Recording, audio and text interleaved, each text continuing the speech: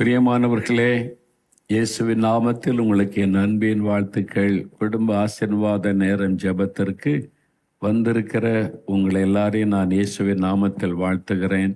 உங்கள் வீட்டில் தான் நீங்கள் குடியிருக்கிறீங்க. உங்கள் வீட்டுக்குள்ளே எல்லாருமே சேர்ந்து ஆண்டவரை துதித்து பாடி ஜெபிக்கணும். ஒரு வசனத்தை தியானித்து ஜெபிக்க போகிறோம். இந்த குடும்ப ஆசீர்வாத ஜெபம் முதலாவது உங்களுடைய குடும்பத்துக்கு ஆசீர்வாதத்தை கொண்டு வரும். குடும்பத்தில் தெய்வ பிரசன்னம் இருக்கும். அதனால குடும்ப ஜெபம் ரொம்ப முக்கியம் இல்லை. ஆண்டவருடைய பாதத்தில் அமர்ந்திருப்பது இவ்வளோ ஒரு இனிமையான அனுபவம் இல்லை. என் ஜீவிய காலமெல்லாம் அவருடைய பாதத்தில் நான் அமர்ந்திருப்பேன் அப்படி சொல்ல பாடும்போதே உள்ளத்தில் சந்தோஷம். சரி, இந்த நாளில் வேதத்திலிருந்து ஒரு பகுதியை தியானிக்க போகிறோம். எண்ணாகமம் 14ஆம் அதிகாரம். எண்ணாகமம் 14ஆம் அதிகாரம் சில வசனங்கள் 40வது வசனத்திலிருந்து சில வசனங்களை நான் வாசிக்கிறேன். கவனிங்க. 188வது பக்கம் பழைய ஏற்பாட்டில் எடுத்துட்டிங்களா? பைபிள் இருக்குல்ல, பைபிளை புரட்டுங்க.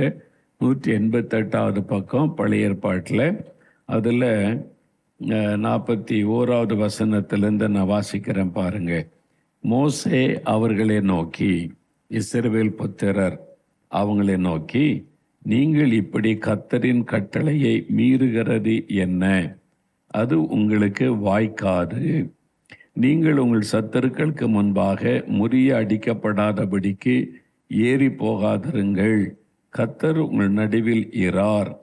அமலேக்கியரும் கானானியரும் அங்கே உங்களுக்கு முன்னே இருக்கிறார்கள். பட்டயத்தினால் விடுவீர்கள். நீங்கள் கர்த்தரை விட்டு பின்வாங்கினபடியால் கர்த்தர் உங்களோட இருக்க மாட்டார் என்றான். ஆனாலும் அவர்கள் மலையின் உச்சியில் ஏற துணிந்தார்கள். கர்த்தருடைய உடன்படிக்கை பெட்டியும் மோசேயும் பாளையத்தை விட்டு போகவில்லை. அப்பொழுது அமலேக்கியரும் கானானியரும் அந்த மலையிலே இருந்து இறங்கி வந்து அவர்களை முறிய அடித்து அவர்களை ஓர்மா மட்டும் துரத்தினார்கள். பார்த்தீங்களா? இஸ்ரவேல் மக்கள் வனாந்தரத்தில் வழி நடத்தி கொண்டு வந்த சமயம் அநேகர் இயேசுவை கர்த்தரை நம்பலை, வாக்குத்தத்தத்தை நம்பலை, முறுமுறுத்தார்கள். ஆண்டவரை துக்கப்படுத்தினாங்க. ஆண்டவர் செய்த அற்புதங்கள் அதிசயங்களை எகிப்து தேசத்தில் பார்த்தாங்க. வனாந்தரத்தில் வழி நடத்தப்பட்டு வந்த போதும் ஒரு பாறையிலிருந்து தண்ணீர் புறப்பட்டு வருது. சின்ன ஒரு 10 பேருக்கு 20 பேருக்கு அல்ல, 30 லட்சம் மக்களுக்கு தண்ணீர் புறப்பட்டு ஆறாக புறப்பட்டு வருகிறது. இதெல்லாம் எப்படி ஆண்டவர் அற்புதம் செய்கிறார். அப்போ காடைகள் வந்து குவிகிறது. ஆண்டவர் இப்படியெல்லாம் வினோதமான அற்புதங்களை செய்து அவளை போஷித்து அவளை தாகம் தீர்த்து அழகாய் நடத்தி கொண்டு வருகிறார். ஆனால் இந்த சூழ்நிலையிலையும் கர்த்தரை விசுவாசிக்கவில்லை. சில சூழ்நிலையை பார்க்குறாங்க. அந்த தேசத்தில் எல்லாம் ராட்சதர் இருக்கிறாங்க, நம்ம போய் எங்கே பிடிக்க முடியாது, நம்ம அழிஞ்சு போயிடுவோன்னு சொல்லி அவிசுவாசமான வார்த்தைகள். தேவனுடைய வார்த்தையை அவருடைய வல்லமையை நம்புவதற்கு பதிலாக சந்தேகப்பட ஆரம்பிச்சிட்டாங்க. அவிசுவாசம் ஒரு பாவம். அது தேவனை துக்கப்படுத்துகிற ஒரு பாவம். அதனால் அவிசுவாசம் உங்களுடைய உள்ளத்தில் வராதபடி ஜாக்கிரதையாக நடந்து கொள்ளணும். பாருங்க, இவங்க அவிசுவாசத்துக்கு இடம் கொடுத்ததுனால ஆண்டவர் கோபம் அடைந்தார். அப்போ ஆண்டவர் அவங்கள பார்த்து ஒரு காரியம் சொல்லுகிறார். இப்போ இந்த மக்களுக்கு உணர்த்துகிறார் மோசே மூலமா.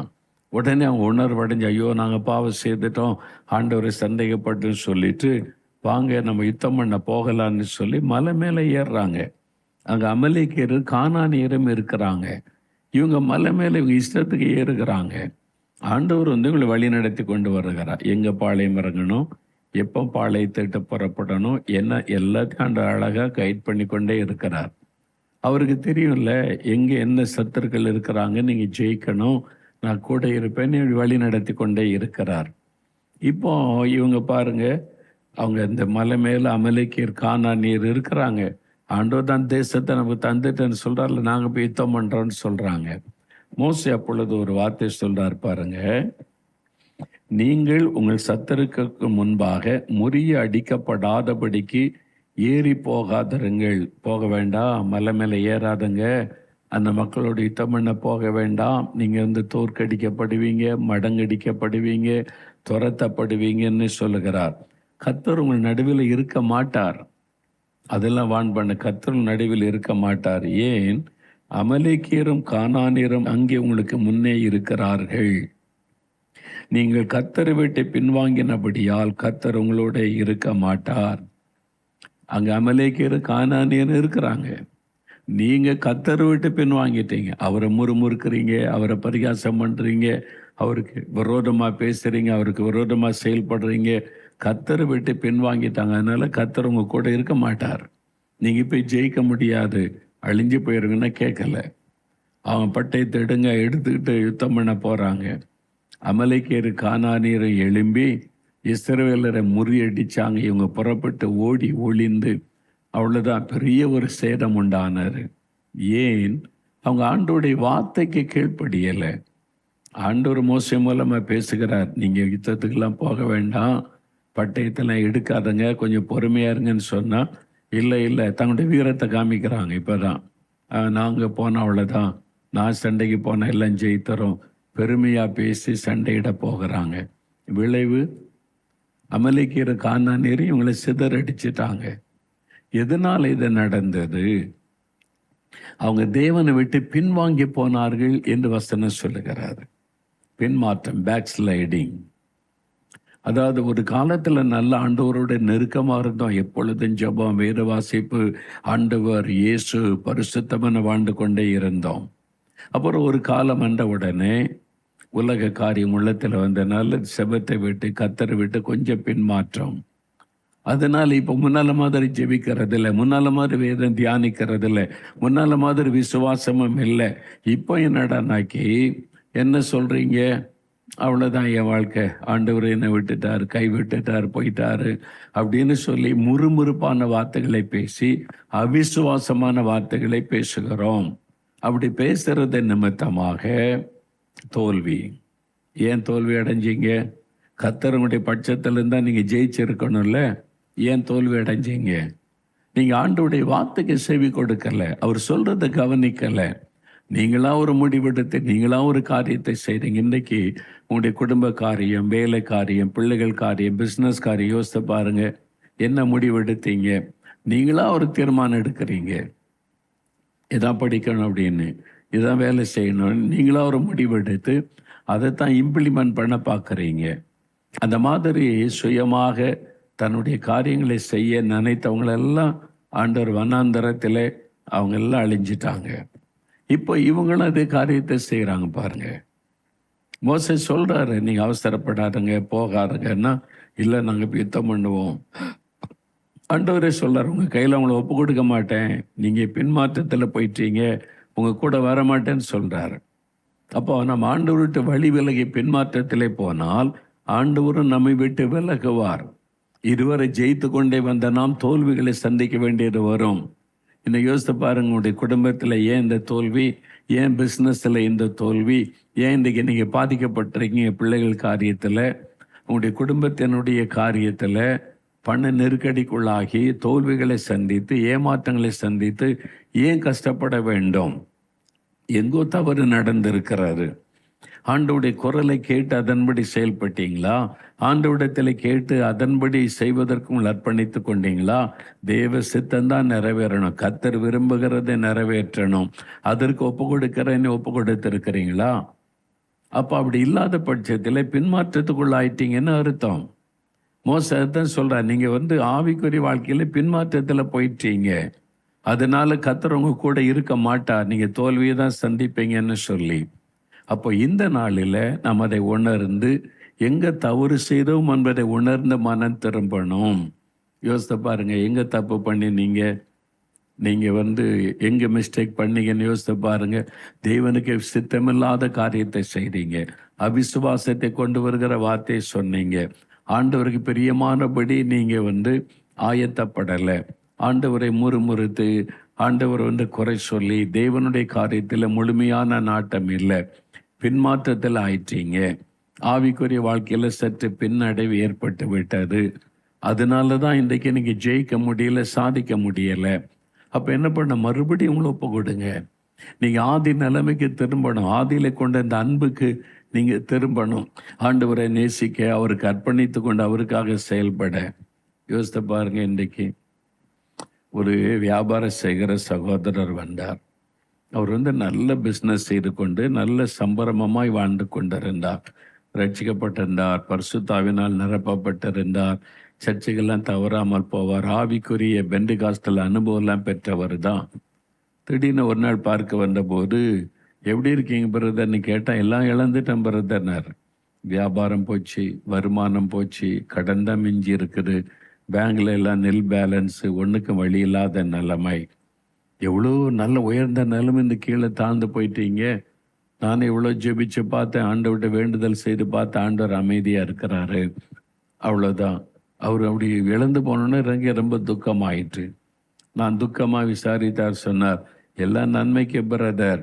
நான் இந்த வேலை வேலை பிஸ்னஸ்ன்னு ஓடி ஓடி என் ஜெப நேரெல்லாம் குறைந்து, அப்புறம் ஆலயத்துக்கு போவதெல்லாம் குறைந்து, இப்போ கொஞ்சம் பேருக்காக ஜெபம், கொஞ்ச நேரம் பேருக்காக சர்ச்சைக்கு போகுது, அவ்வளோதான். அப்போ ஆண்டவர் மேலே இருந்த அன்பு, அந்த பாசம் எல்லாம் இப்போ போய்விட்டது. கடமைக்காக அவரை நேசிக்கணும், அவரிடத்தில் அன்பு கூறணும், அது மாதிரி தான் நான் இருந்தேன். ஆனால் இப்போ எல்லாத்தையும் இழந்த பிறகு, ஐயோ நான் எல்லாத்தையும் இழந்துட்டேன், இனி ஆண்டவர் ஒருவர் இயேசு தான் எனக்கு எல்லாமே செல்வன்னு சொல்லி அவரை பற்றி கொண்டு இப்போ நல்லா ஜெபிக்கிறேன், ஆண்டோடைய பாத்தில் அமர்ந்திருக்கிறேன். இப்போ என்ன ஆச்சு அப்படின்னு கேட்டால், இப்போ ஆண்டவர் காரியங்களை ஜெயமாக்கி கொடுத்திருக்கிறார், ஆண்டவர் வெற்றிகளை கொடுத்து ஆசீர்வதித்திருக்கிறார். நான் மனம் திரும்பி என்னை ஒப்பு கொடுத்ததுனால, பின்மாற்றத்தை விட்டு மனம் திரும்பினதுனால அவர் ஜெயம் கொடுத்து ஆசீர்வதித்து மேன்மைப்படுத்தி இருக்கிறார். இதுதான் கர்த்தர் சொல்லுகிற காரியம். இன்னைக்கு உங்க வீட்டில் ஏன் கடன் பிரச்சனை வந்துச்சு, ஏன் பண பிரச்சனை, ஏன் தரித்திரம், ஏன் பிள்ளைகளுக்கு திருமணம் ஆகலை, ஏன் கற்பத்தின் ஆசீர்வாதம் வரலை, என்ன காரணம்? யோசித்து பாருங்க. எங்கோ நீங்கள் பின்மாற்றத்திலே போய் இருக்கலாம், நீங்க ஜெபத்தை விட்டு பின்வாங்கி இருக்கலாம், ஆவிக்குரிய அனுபவத்தை விட்டு பின்வாங்கி இருக்கலாம். அப்ப இது மாதிரி ஏதோ ஒரு காரியத்துல நீங்களுடைய ஆவிக்குரிய வாழ்க்கையில பின்மாற்றம், ஆண்டவரை விட்டு நீங்க விலகி பின்மாற்றத்தில் இருக்கலாம். அப்ப ஆண்டவர் உங்களிடத்தில் எதிர்பார்ப்பது மறுபடியும் ஒப்பு கொடுங்க, மறுபடியும் அர்ப்பணித்துக் கொள்ளுங்க. ஆண்டவர் உங்களை மன்னித்து மறுபடியும் ஆசீர்வதித்து பலப்படுத்த வல்லவர். அந்த சகோதரர் பாருங்க, நான் எல்லாத்தையும் இழந்துட்டான்னு சந்தோஷமா இருக்கிறேன், நான் ஆதியிலே கொண்ட அந்த அன்பை விட்டுட்டு இப்ப மறுபடியும் புதுப்பிச்சுட்டேன்னு சொன்னார். நானும் ஜெபம் பண்ணி அனுப்பினேன். மறுபடியும் சில மாதங்கள் கழித்து வந்தார். முன்னால் இருந்ததை விட நல்ல ஆசீர்வாதம் ஆண்டவர் வச்சிருக்கிறாரு. பிஸ்னஸ் இழந்ததெல்லாம் திரும்ப தந்துட்டார், ஆசீர்வாதமா இருக்கிறேன். இப்போ என் ஜெபனத்தை விட்டு கொடுப்பதில்லை, ஆண்டவருக்கு தான் முதலிடம், அதை விட்டு விலகுவதில்லை என்பதாய் சொன்னார். அதை தான் ஆண்டவர் உங்கள்கிட்ட சொல்லுகிறார். நீங்க உறுதியா இருங்க ஆண்டவருக்குள்ள. ரெண்டு மனமா இருக்கிறது, ஒரு நாள் ஜெபிக்கிறது, ஒரு நாள் ஜெபிக்க முடியலன்னு சொல்றது பின்மாற்றம். இன்றைக்கு ஆண்டவரிடத்துல முழுமையா அர்ப்பணித்து கொள்ளுங்க, நீங்க ஜெயிப்பீங்க, கர்த்தர் ஜெயம் தருவார். இன்றைக்கு உங்களுடைய காரியம் அற்புதமான ஒரு காரியத்தை உங்க குடும்பத்துல, நீங்க பிஸ்னஸ்ல நீங்க பார்க்க போறீங்க. இன்றைக்கு அற்புதம் செய்வார். அதுக்கு நம்ம ஜெபிக்க போறோம். அப்படியே முழங்கால் படியிடுவோமா? ஆண்டவருடைய பாத்துல முழங்கால் படியிட்டு, ஆண்டவரே என் பின்மாற்றத்தை மன்னியும், நான் முன்னால ஜெபித்த மாதிரி இப்ப ஜெபிக்கல, முன்பு அதிகாலையில் எழும்பி ஜெபிப்பேன்னு அந்த ஜெபெல்லாம் போய்விட்டது. முன்னால் உங்கள் மேலே ரொம்ப அன்பு வைத்து நீங்கள் தான் எனக்கு எல்லாமேன்னு இருந்தேன், அதெல்லாம் விட்டு கொஞ்சம் பின்மாற்றத்தில் வந்துட்டேன். உலக காரியம் என்னை கவர்ந்து கொண்டது, உலக சிற்றின்பம் என் வாழ்க்கைக்குள்ள நுழைந்து ஆதியிலே கொண்ட அந்த அன்பை விட்டு விட்டேன், என்னை மன்னியும். ஆதியில இருந்த பரிசுத்தத்தை இழந்துட்டேன், என்னை மன்னியும். ஆதியில ஜெபித்த ஜெபம் இப்போ எங்கள் வீட்டில் இல்லை, அதை தயவாக நீர் மன்னியும். மறுபடியும் நாங்கள் ஒப்பு கொடுக்கிறோம், மறுபடியும் இதை புதுப்பிக்கிறோம், நானும் என் குடும்பமும் மறுபடியும் என்னை அர்ப்பணித்துக் கொள்ளுகிறோம். ஆண்டவரே உம்மை விட்டு விலக மாட்டோம், உம்முடைய வசனத்தை விட்டு விலக மாட்டோம், மன்னிச்சிருங்க ஆண்டவரே. மறுபடியும் ஒரு முறை எங்களை புதுப்பிங்க, எங்களை ஒப்பு கொடுக்கிற ஆண்டவரே. இதோ இந்த பிள்ளைகள் ஜெபிக்கிறாங்கப்பா ஆண்டவரை, பின்மாற்றத்தில் போன காரியத்திற்காக ஜெபிக்கிறாங்க, ஆவிக்குரிய வாழ்க்கையில தவறி போன காரியத்தை அறிக்கையிட்டு ஜெபிக்கிறாங்க. தயவு நிறைவாக நீர் மனம் இறங்கும். ஆண்டவரே, இந்த பாவத்தை மன்னித்து அவளை இந்த இக்கட்டிலிருந்து விடுதலையாக்க வேண்டுமா நான் செபிக்கிறேன் அப்பா. தன் பாவத்தை மறைக்கிறவன் வாழ்வடைய மாட்டான், அறிக்கை செய்து விட்டு விடுகிறவன் இரக்கம் வருவான்னு சொன்னீங்களே. இப்போ அறிக்கையிடுகிற இந்த மகனுக்கு மகளுக்கு இரக்கம் செய்யும், இந்த குடும்பத்திற்கு இரக்கம் செய்யும். உம்முடைய இரத்தத்தினால் ஒரு முறை நீர் கழுவி பரிசுத்தப்படுத்தும், உம்முடைய ஆவியினால் ஒரு முறை நிரப்பி அவளை ஆட்கொள்ளும், பலப்படுத்தும் பலப்படுத்தும், அபிஷேகத்தினால் நிரப்பும். ஆண்டவரை, பின்மாற்றத்தின் ஆவியை நான் கடிந்து கொள்ளுகிறேன், அது வெள்ளகட்டம் இயேசுவின் நாமத்தினாலே. அவருடைய திருச்சபையில், அவனுடைய ஊருக்குள்ள, அவனுடைய கிராமத்தில், பட்டணத்தில், தெருவில் இருக்கிற எல்லா மக்களையும் சந்தியும். உம்மை அறிந்து பின்வாங்கி போனவங்க யாராக இருந்தாலும் கர்த்தர் தொடும். அவங்க மறுபடியும் கர்த்தருக்குள்ளே வரவும், உம்மை தேடவும், உம்மை பற்றி கொள்ளுகிற இருதயத்தை அவர்களுக்கு தாரும். இன்றைக்கு ஒரு ஆவிக்குரிய மாற்றம் எங்களுடைய தெருக்களில் உண்டாகட்டும், எங்கள் கிராமத்தில், எங்களுடைய சபைக்குள்ளே உண்டாகட்டும். ஆவியானவர் ஊற்றப்படட்டும். இப்பொழுதும் தகப்பனே, எங்களுடைய தேசத்தை ஆளுகிறவர்களை ரட்சியும், ஆசீர்வதி. உம்மை அவர்களுக்கு வெளிப்படுத்த சாட்சியான இருக்கும்படி கர்த்தர் செய்யும். ஆண்டவர் அப்படி செய்கிற அன்பிற்காய் நன்றி. இதோ என்னுடைய காரியங்களை உம்முடைய பாதபடியில் வைக்கிறேன், என் குடும்பத்தின் காரியங்களை நாங்கள் வைக்கிறோம். இந்த காரியத்தில் எங்களுக்கு அற்புதம் செய்யுங்க, தேவைகளை சந்திங்க, கடன் பிரச்சனை மாற்றுங்க, காரியத்தை வாய்க்க பண்ணுங்க, வியாதியெல்லாம் விலைக்கு போட்டு அற்புத சுகம் கொடுங்க. இயேசு கிறிஸ்துவின் நாமத்தில் ஒரு அற்புதம் இன்றைக்கு எங்கள் வீட்டுக்குள்ள நடக்கட்டும், இப்பொழுது நடக்கட்டும். நீங்க தொடுகிறதற்காக, அற்புதம் செய்கிறதற்காக ஸ்தோத்திரம் ஸ்தோத்திரம். இயேசு கிறிஸ்துவின் நாமத்தில் ஜெபிக்கிறோம் பிதாவே. ஆமேன் ஆமேன்.